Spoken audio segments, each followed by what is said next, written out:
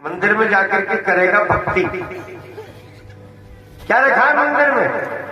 School जा, school भेज देते।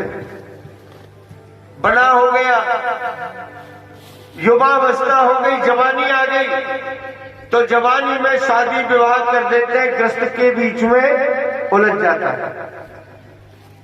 लोग कहते हैं क्यों भैया भागवत जी की कथा हो रही है, पूरे गांव के सहयोग से बस्ती माता में पहली बार कथा हो रही है, कथा सुनने नहीं गया। अजी बोले महाराज कथा में क्या रखा है? 3 चीज याद रह गई, लौन तेल लकड़ी। ये है, कुछ नहीं है कथा में। खाएंगे घुमाएंगे तो पेट भरेगा, अन्यथा कुछ नहीं। जवानी भी वैसे निकल दी और बुढ़ापे के बीच में आ गया।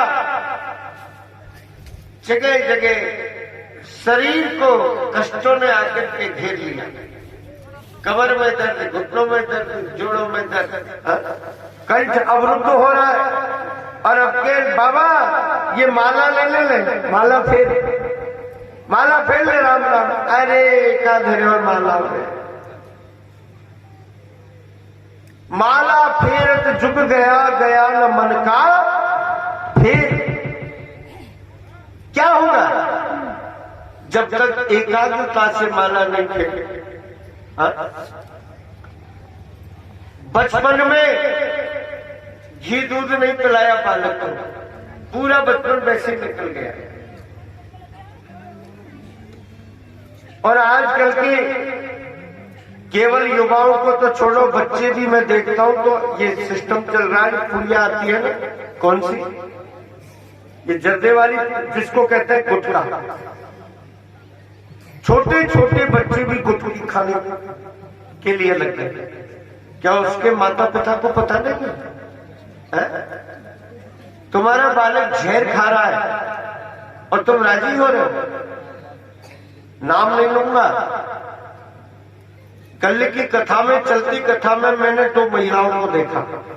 बच्चे को तो छोड़िए, 2 महिलाओं को मैं टोकने भी वाला था, लेकिन मैंने सोचा कि अगर इनको टोक दिया तो ये दूसरे दिन कथा सुनने नहीं आएंगे, तो इनको टोकिए मत।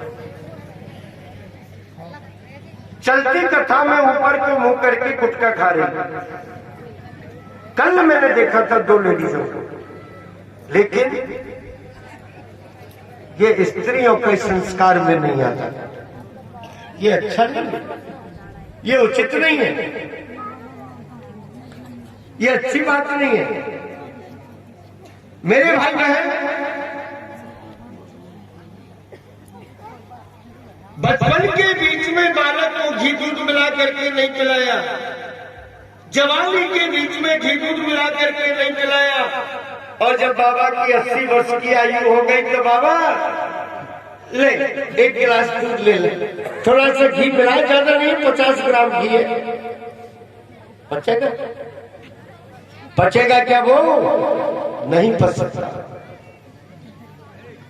बाबा सही होगा ना, करके तैयार हो जाओ और अपने घर पे ही बैठ करके 1 पाठ हनुमान चालीसा का करके, और जब स्कूल जाओ, हनुमान जी महाराज विद्या बुद्धि विद्या उद्यम बुद्धि बल रूप तथा संयोग, इसके देने वाले। कहते हैं ना, 6 मार्ग धन लाभ के, धन कमाने के 6 रास्ते। कौन कौन से? बोले 6 मार्ग धन लाभ के जानत है सब लोग, विद्या उद्यम बुद्धि बल रूप तथा संयोग। विद्या, विद्वत्ता होनी चाहिए। अगर आपके अंदर विद्वत्ता है तो निश्चित रूप से आपके पास धन की कमी ना रहेगी। उद्यम, अठाने मत बैठो, कुछ न कुछ कर, परिश्रम कर। बुद्धि, अपने घर से कहीं नहीं निकला, कुर्सी पर बैठे बैठे फोन को घुमा रहा है और दिन भर में 10,000 रुपए पैदा कर लिए। ये कैसे? बुद्धि से। और बल, ताकत और रूप और संयोग। मेरे भाई बहन, इस तरह से और कहने के लिए लगे। भगवान ने कहा कि बुआ जी, अरे मांगना है तो कोई अच्छी चीज मांगो, अच्छा वरदान मांगो। कोई सुनेगा तो क्या कहेगा कि कन्हैया ने अपनी बुआ को दुख दिया। बोले जी मुझे संसार से मतलब नहीं, मुझे तो आप जो मैं चाहती हूँ वही दे दो। भगवान ने कहा तथास्तु, दे दी। लेकिन मांगा क्यों? बुआ जी कहने लगी, बोले प्रभु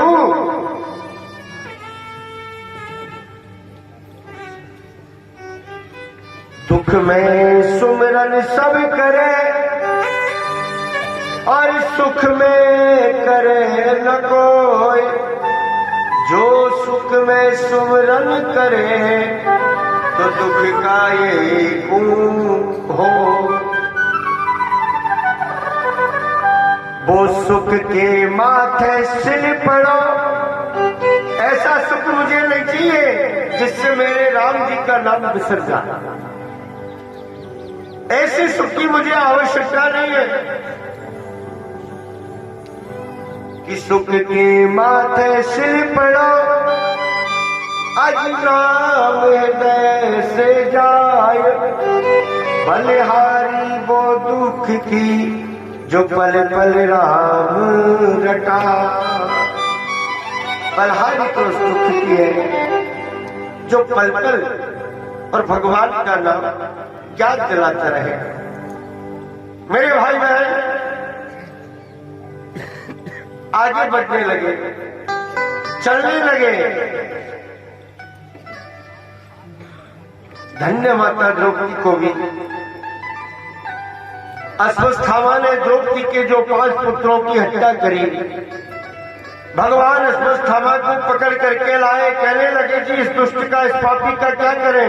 सबने कहा कि इसे मार दो, मार दो, मार दो। मुच्यताम मुच्यताम में सब समाप्त कर दो। देवी द्रौपदी जी को कहा, देवी इस पापी ने तुम्हारे 5 पुत्रों को मारा है, तुम बताइए इस दुष्ट का हम क्या करें? तो आज कलयुग के लोग कहते हैं जी मृत्यु का बदला तो मृत्यु से ही होना चाहिए। क्या होना चाहिए? मृत्यु का बदला मृत्यु से। सबसे बड़ी ये अज्ञानता की बात है। अरे उन्होंने जब हमारे पुत्र को मार दिया और अगर हमने उनके पुत्र को मार दिया तो फिर तुम्हारे अंदर और उनके अंदर फिर फर्क ही क्या हुआ? क्या फर्क पड़ा उससे? द्रौपदी माता कहने के लिए लगी, प्रभु ये सब लोग कह रहे हैं अश्वत्थामा को मार दो, मार दो, मार दो, लेकिन नहीं, अश्वत्थामा को मार दो। क्यों? पहली बात तो ये ब्राह्मण है, दूसरी बात हमारे गुरु जी का बेटा है और हमारे गुरु जी का एक ही बेटा है। तो ऐसा कहते हैं मुच्यताम मुच्यताम जैसा ब्राह्मण हो नित राम गुरु।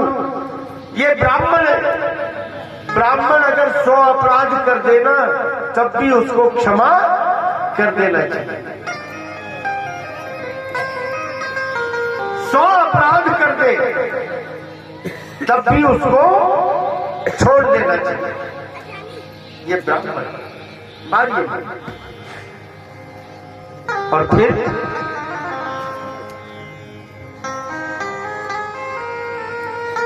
आप कह रहे हैं कि मार दो, तो फिर महाराज ठीक है मैं मार दूं कि बेटा जीवित ना हो, तो फिर अश्वत्थामा को मारने से क्या लाभ?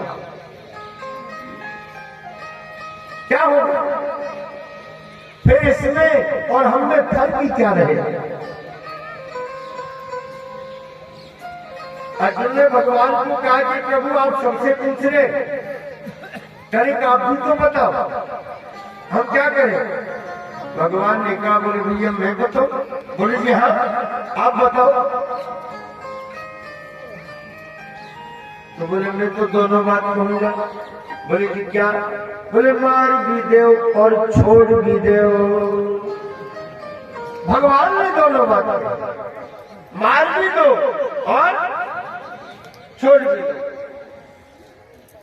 भीम ने कहा, बोले महाराज ये गोल मोल बात क्यों कर रहे हो, जो भी कुछ कहना है उसको क्लियर करो ना। या तो ये कहो कि मार दो या फिर ये कहो कि छोड़ दो। भगवान ने कहा कि मैं ये बात नहीं कह सकता। भगवान की गूढ़ वाणी में भगवान ने गूढ़ वचन कहे थे, मार भी दो और छोड़ भी दो। कोई नहीं समझा, अर्जुन समझ गए। मेरे भाई बहन, और धनुष निकाला और धनुष की नोक से, धनुष की पहली धार से अश्वत्थामा की बड़ी बड़ी और जटाएं थी। ये जूड़ा बांधता था और चूड़ा बड़ी जूड़े के अंदर लगाता था। इसके केस काट लिए और इसकी दाढ़ी मूछ काट ली। हो गया ना सही इलाज। मर भी गया और जीवित भी रह गया। समाज के बीच में अगर कोई प्रतिष्ठावान आदमी को और समाज के बीच में अपमानित कर दिया जाए तो वो मरे के समान।